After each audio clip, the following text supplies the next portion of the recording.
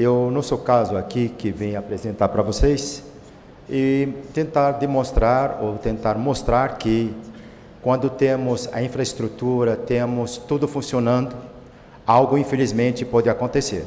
E quando eu falo algo pode acontecer, seria algum acidente de origem natural, ou seja, algum risco geológico, um desastre natural, como nós tivemos infelizmente lá em Mariana, em Brumadinho. E aonde entra a instituição de ensino? Nós sabemos que para você manter, ou para você implantar, ou para você projetar ou executar qualquer tipo de infraestrutura, passa pela universidade, passa pelo conhecimento, passa pela adesão de conhecimento contínuo. Aí que a gente vai entrar aqui. Nesse caso, nós tivemos uma situação no qual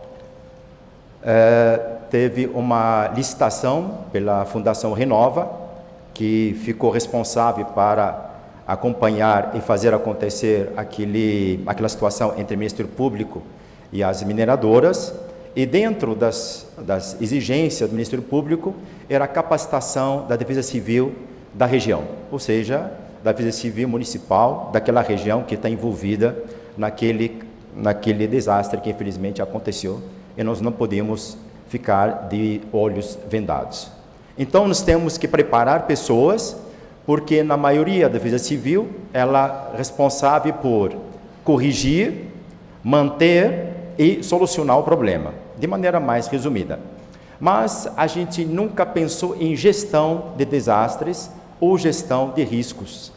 Então aí que nós entramos na licitação para capacitar a Defesa Civil daquela região para gestão de desastres e gestão de riscos de origem natural, ou seja, de origem tanto antrópica quanto a questão de casos de eventos adversos.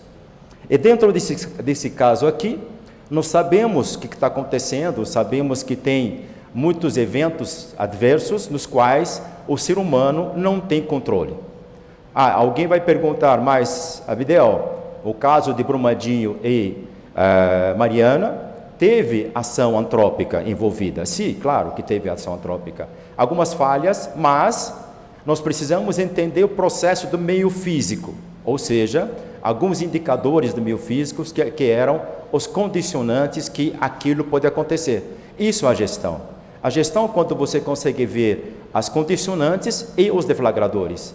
O que nós temos hoje, muita gente fala, quando chove acontece um problema, ou seja, jogar a culpa na chuva. Não, a chuva é deflagrador, tem que ter alguns condicionantes, tanto biológicos, antrópicos ou físicos, os quais que vem para causar aquele problema, deixar ele tão vulnerável, para que qualquer gota de chuva que chega a um limite de sustentabilidade, que evita aquela zona de vulnerabilidade dele, causa aquele evento adverso que às vezes ele pode vir a consequências mais graves do que aquelas que são reversíveis.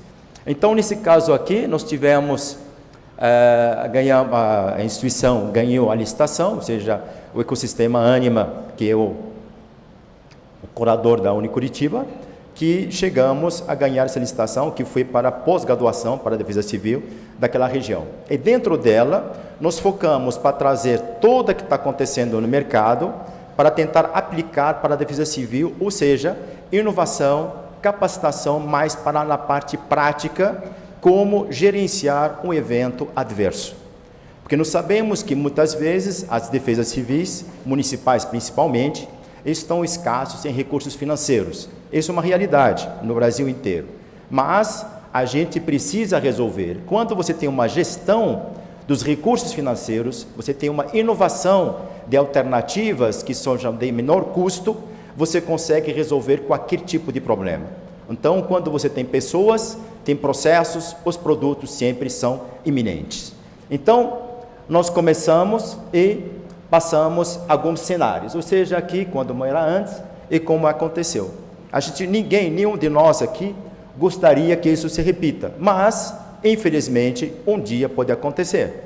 O que nós precisamos são pessoas preparadas da Defesa Civil, que são os primeiros a aparecer, são os primeiros que nós temos, nós todos brasileiros, temos a Defesa Civil como o amparo que nós temos psicológico e apoio técnico que nós sabemos e achamos que eles chegando lá vão resolver os problemas.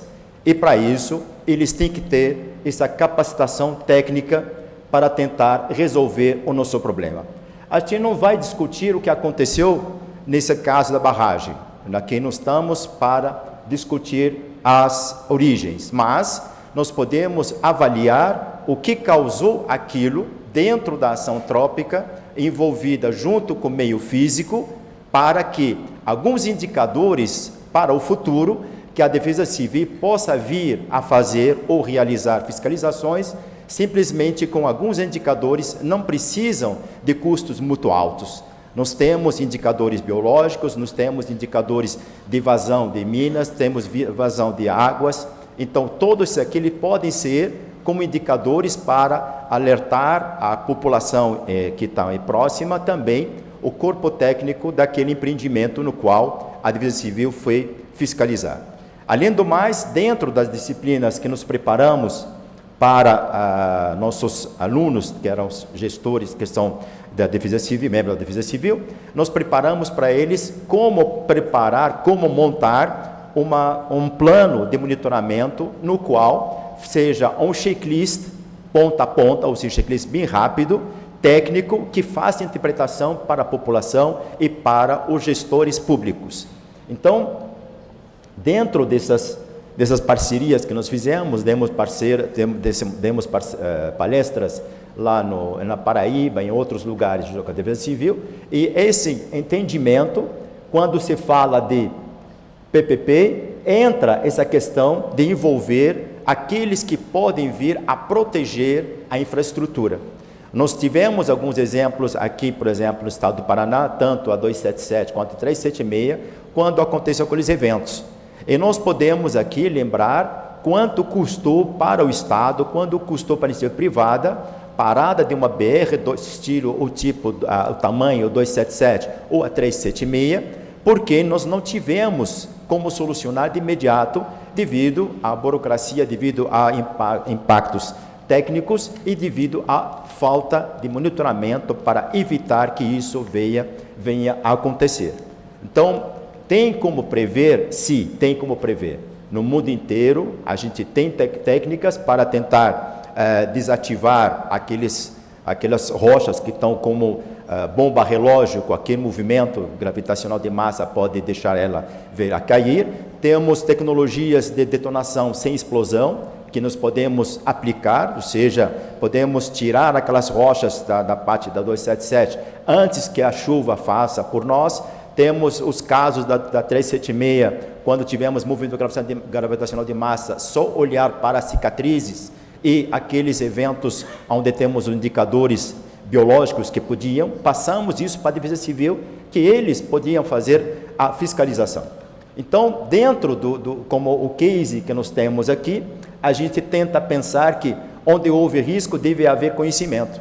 Ou seja, onde nós temos um risco com qualquer tipo de infraestrutura, por isso chamada infra, e aquele que tem por baixo, geralmente, nós precisamos ter conhecimento técnico, conhecimento científico de dados, porque somente com a parte científica, acadêmica, a gente consegue se desenvolver. Porque não adianta a gente pensar em infraestrutura, mas a gente não pensa em precaução e como nós podemos monitorar para que nada possa inviabilizar aquele projeto que está em execução. Então, a formação continuada, a formação de capacitação continuada, que todo mundo vem falando, nós precisamos estar em dia com a capacitação.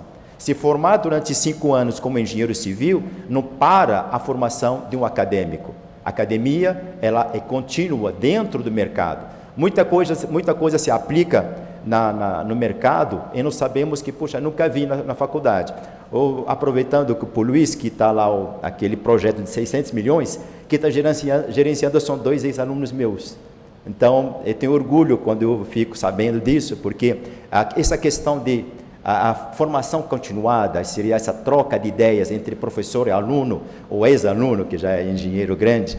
Então, nós temos essa continuação. Então, dentro desse processo que nós tivemos aqui na instituição da Unicuritiba, são 75 anos, podemos imaginar quantos acadêmicos passaram por aqui. Tem várias áreas de direito, de administração, de engenharias, Então aí nós temos, e muitos deles voltam para a academia para fazer ou curso de extensão ou pós-graduação para tentar se recapacitar com a realidade do mercado. Se trabalha na parte tributária, todo mundo sabe quanto se modificam a parte da legislação tributária. Na parte de engenharia também. As inovações são dia a dia, para não dizer, a cada segundo nós temos inovação, a cada segundo nós temos tecnologias novas que vêm a eliminar o que já estudamos antes. Por quê? Porque nós temos hoje, o tempo é dinheiro.